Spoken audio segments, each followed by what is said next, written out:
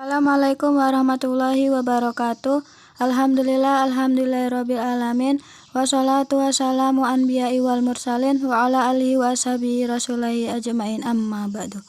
Pertama-tama marilah kita panjatkan puja dan puji syukur atas kehadirat Allah Subhanahu wa taala dan atas rahmatnya kita masih diberi kesehatan.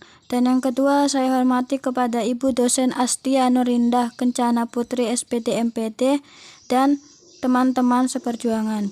Baiklah, kami dari kelompok 11 akan menyampaikan materi landasan pendidikan sebagai acuan pendidikan Indonesia. Landasan yuridis pendidikan adalah seperangkat konsep peraturan perundang-undangan yang menjadi titik tolak sistem pendidikan Indonesia, yang menurut Undang-Undang Dasar 1945 meliputi Undang-Undang Dasar Republik Indonesia, Ketetapan MPR, Undang-Undang Peraturan Pemerintah Pengganti Undang-Undang, Peraturan Pemerintah, Keputusan Presiden, Peraturan Pelaksanaan lainnya, seperti Peraturan Menteri, Instruksi Menteri, dan lain-lain. Undang-Undang 1945 bahwa sesungguhnya kemerdekaan itu ialah hak segala bangsa, dan oleh sebab itu maka penjajahan di atas dunia harus dihapuskan karena tidak sesuai dengan pri kemanusiaan dan pri keadilan. Dalam perjuangan pergerakan kemerdekaan Indonesia telah sampailah kepada saat yang berbahagia dengan selamat sentosa mengantarkan rakyat Indonesia ke depan pintu gerbang kemerdekaan negara Indonesia yang merdeka, bersatu, berdaulat, adil, dan makmur. Atas berkat rahmat Allah yang Maha Kuasa dan dengan didorongkan oleh keinginan luhur supaya berkehidupan kebangsaan yang bebas, maka rakyat Indonesia menyatakan dengan ini kemerdekaannya. Kemudian daripada itu, untuk membentuk suatu pemerintahan negara Indonesia yang melindungi segenap bangsa Indonesia dan seluruh tumpah darah Indonesia, dan untuk memajukan kesejahteraan umum, mencerdaskan kehidupan bangsa, dan ikut melaksanakan ketertiban dunia yang berdasarkan kemerdekaan, perdamaian abadi, dan keadilan sosial. Maka disusunlah kemerdekaan kebangsaan Indonesia dalam suatu Undang-Undang Dasar Negara Indonesia yang terbentuk dalam suatu susunan negara Republik Indonesia yang berkedaulatan rakyat dengan berdasarkan kepada Tuhan Yang Maha Esa, kemanusiaan yang adil dan beradab, persatuan Indonesia, dan kerakyatan yang dipimpin oleh hikmat kebijaksanaan dalam pemusyawaratan dan perwakilan, serta dengan mewujudkan suatu keadilan sosial bagi seluruh rakyat Indonesia. Jika kita membaca pembukaan Undang-Undang Negara Republik Indonesia tahun 1945, di dalamnya akan ditemukan secara tersirat cita-cita pendidikan nasional, yakni untuk mencerdaskan kehidupan bangsa. Selanjutnya, Pasal 31 Undang-Undang Dasar Negara Republik Indonesia tahun 1945 secara tersurat menyatakan bahwa 1. Tiap-tiap warga negara berhak mendapat pendidikan. 2. Setiap warga negara wajib mengikuti pendidikan dasar dan pemerintah wajib membiayainya.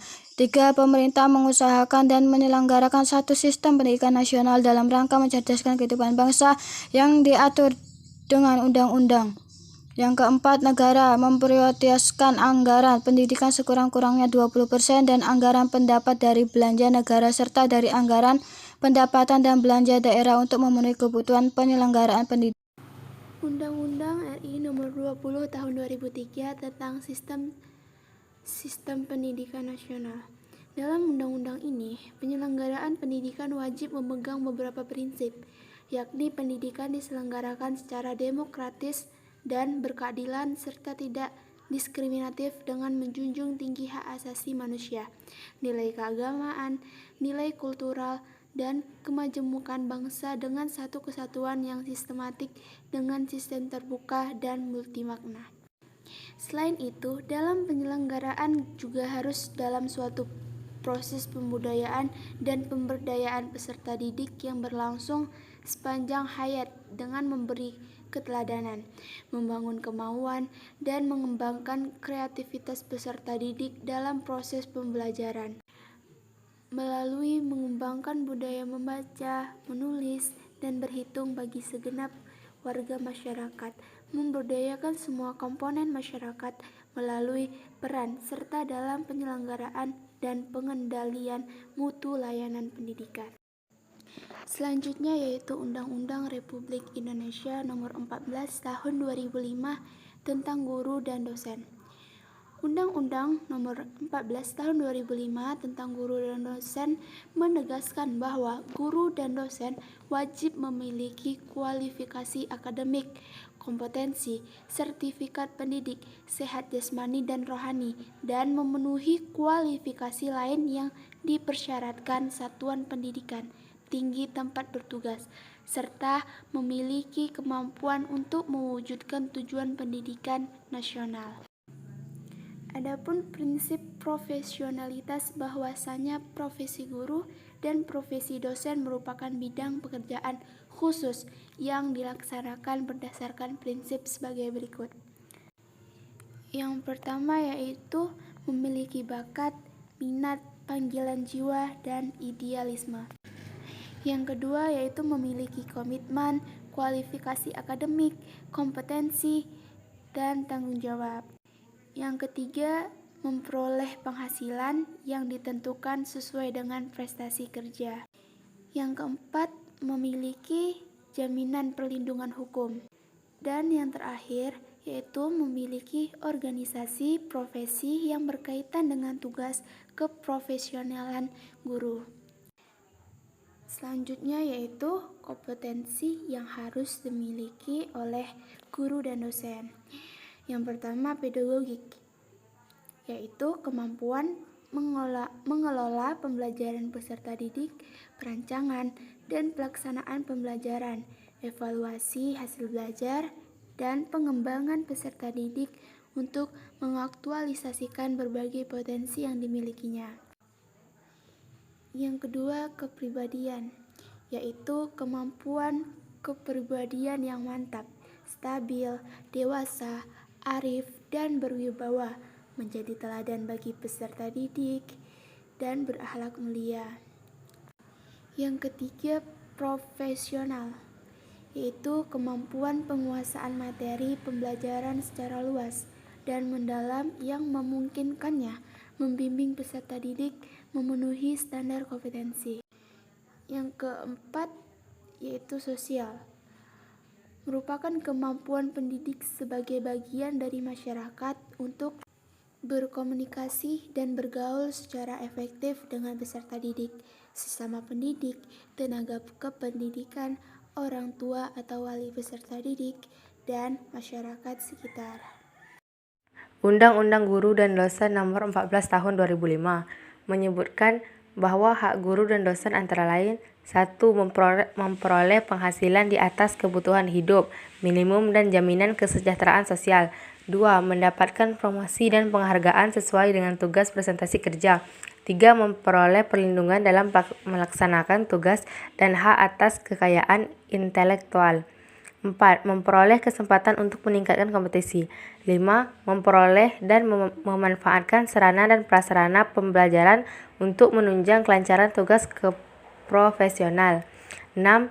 Memperoleh rasa aman dan jaminan keselamatan dalam melaksanakan tugas.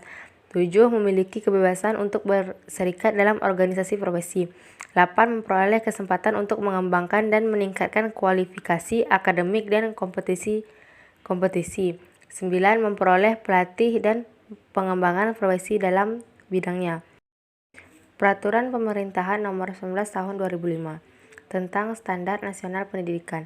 Standar Nasional Pendidikan adalah kriteria minimal tentang sistem pendidikan di seluruh wilayah hukum negara Kesatuan Republik Indonesia yang meliputi standar isi, standar proses, standar kompetisi lulusan, standar pendidikan dan tenaga kependidikan, standar sarana dan prasarana, standar pengelolaan, standar pembiayaan, dan standar penilaian pendidikan. Untuk mengembangkan, pemantauan, dan pelaporan pencapaian standar nasional pendidikan dibentuk Badan Standar Nasional Pendidikan BSNP yang bersifat mandiri dan profesional dan berkedudukan di Ibu Kota Wilayah Negara Kesatuan Republik Indonesia. Latar belakang. Pertimbangan yang menjadi latar belakang ditetapkan Peraturan Pemerintah Nomor 11 Tahun 2005 tentang Standar Nasional Pendidikan adalah dalam rangka melaksanakan ketentuan Pasal 35 ayat 4, Pasal 36 ayat 4, Pasal 37 ayat 3, Pasal 42 ayat 3, Pasal 43 ayat 2, Pasal 59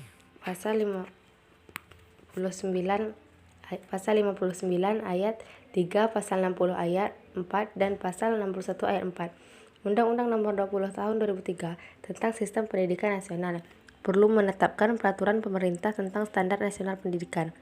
Dasar hukum, landasan yuridis yang menjadi dasar hukum peraturan pemerintah Nomor 19 Tahun 2005 tentang standar nasional pendidikan adalah Pasal 5 ayat 2 Undang-Undang Dasar Negara Republik Indonesia tahun 1945. Republik Indonesia Nomor 20 Tahun 2003 tentang Sistem Pendidikan Nasional. Lembaran Negara tahun 2003 Nomor 78 Tambahan Lembaga Negara Nomor 4301. Pada hakikatnya, pendidikan dalam konteks pembangunan nasional mempunyai fungsi yang pertama, pemersatu bangsa, pengembangan potensi diri, dan penyamanan kesempatan. Baiklah, sekian dari kelompok kami. Wassalamualaikum warahmatullahi wabarakatuh.